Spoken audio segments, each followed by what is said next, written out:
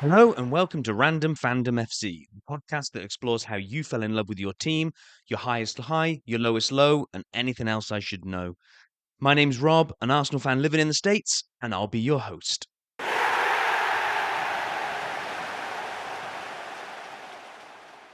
Okay, this week, unfortunately, don't have another guest, but I do have one lined up for next week. So, what I thought I'd do this week is just do a very quick rundown on where are they now?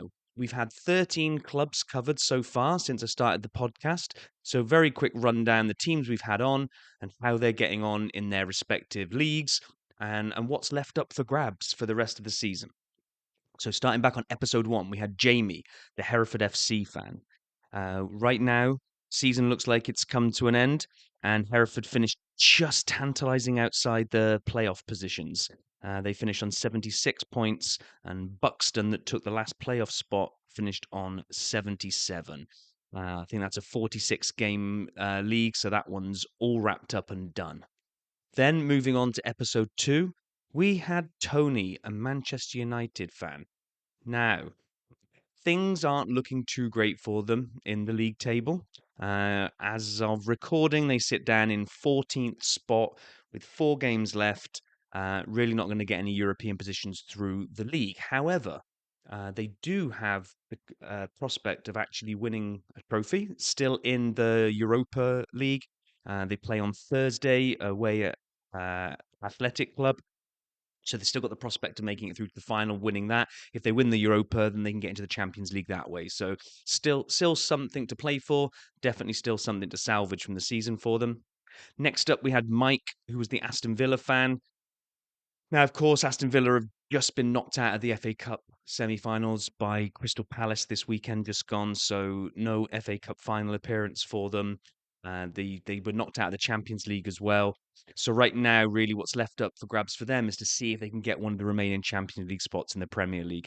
After 34 games, they're on 57 points. They've got Forest, Chelsea, Man City, Newcastle all ahead of them, all within a 5 point spread. So the battle for those Champions League spots looks like it's going to go right down to the wire.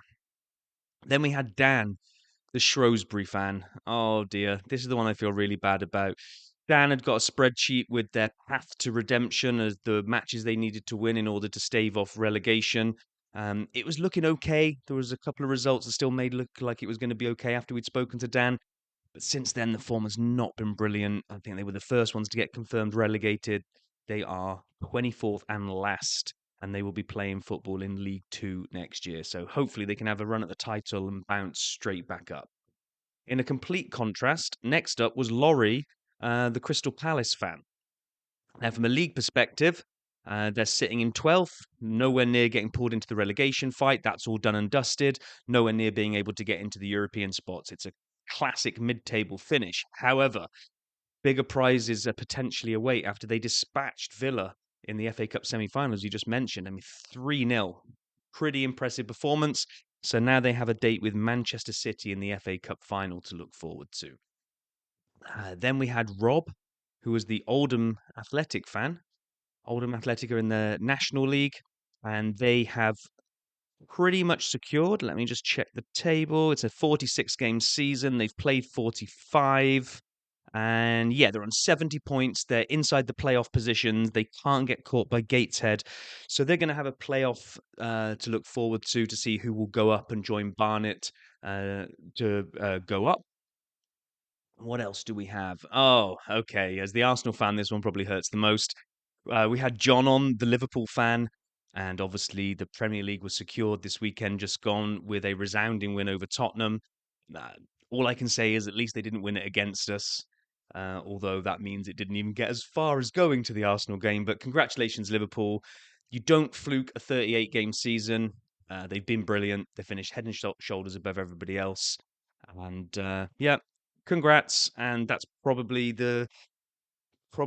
John still got a huge headache from that one because, like he said, when he came on, the one they won in COVID just really couldn't be celebrated properly. So I'm sure there's going to be a lot of Liverpool fans with a lot of sore heads at the moment, and they're going to be celebrating for a few days to come, and so they should.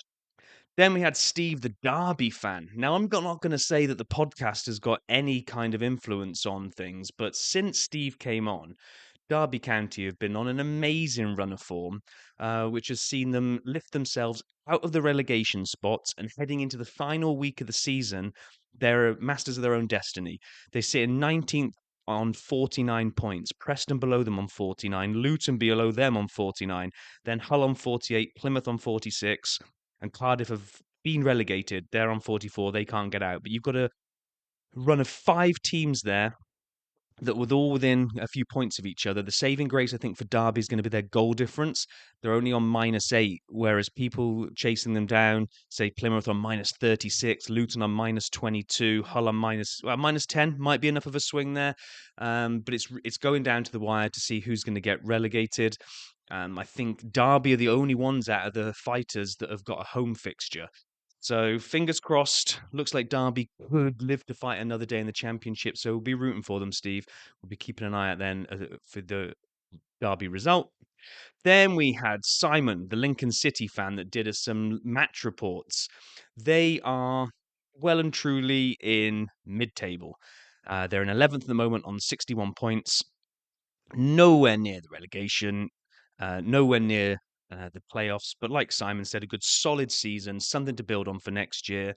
Their final game of the season is that they will host Wrexham, who will be having one heck of a party as they manage to secure their back-to-back promotions to the championship. So probably a little bit of a party atmosphere there, I imagine, from the travelling fans. And Lincoln look like they got a solid basis to look forward to next year. Then we covered England during the international break. We were looking at the fixture against, I think it was Latvia at the time. It's going to be one of those groups for England where they're expected to win it, they're expected to top it, and if they don't, everybody will be angry. But they really should top this group. Right now, they are sitting comfortably top of the table, 2 wins out of 2, 6 points, 5 goals scored, none conceded, sitting above Albania, Latvia, Serbia, and Andorra. You can't take anything for granted in international football, but this really should be pretty plain sailing for qualification for England. Now, there's famous last words for you. I really hope that doesn't come back to bite me.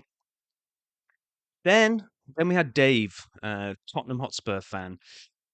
The table, let's be honest, the table is pretty ugly reading for Tottenham fans. My brother-in-law Dean is just waiting for Ange to get sacked. Doesn't care if he has the redemption of winning the Europa. They travel to Bodo Glimt in Norway for their semi-final. This really could end up being Man U versus Spurs in the final, with two managers desperate for a piece of silverware.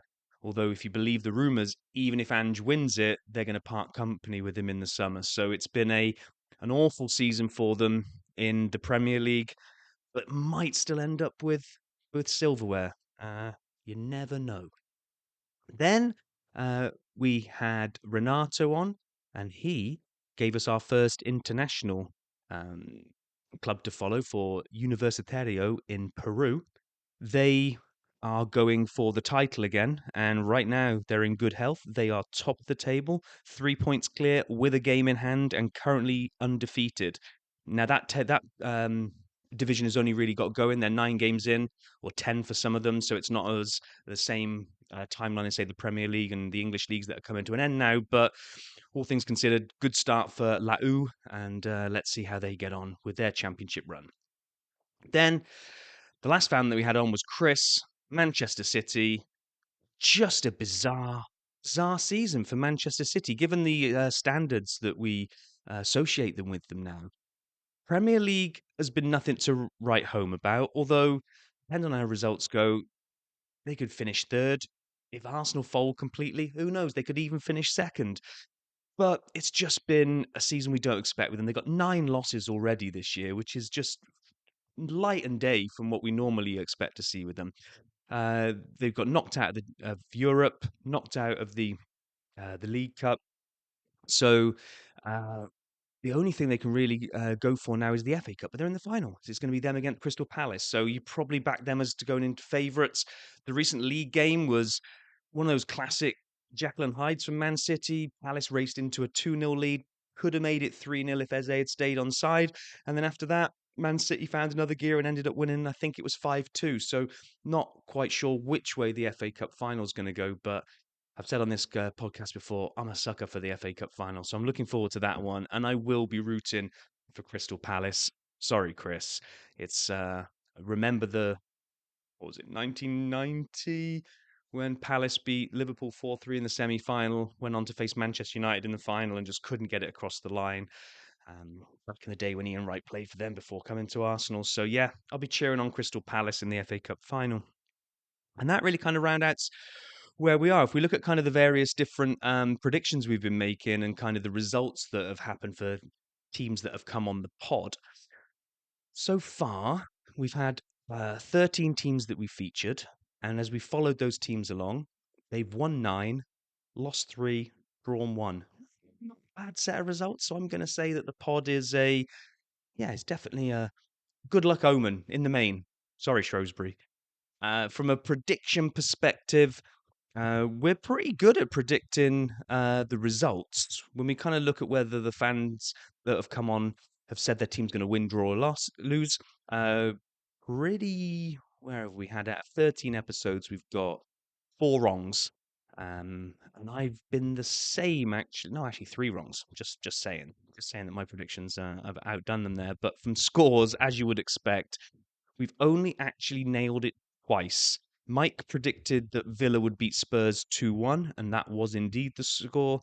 And I predicted that Spurs would beat Southampton 3-1, and that was the result. So both times that we've got the score right, it's been a Spurs game, bizarrely. Make of that what you will. Anyway, that's it for today's short one.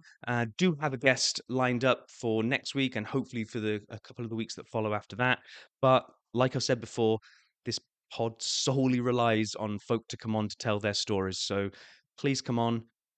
Please ask if you've got that friend that knows everything about their team and tells all those stories down the pub, then pass the pod and let's get them on. So we'll leave it there and say until next time.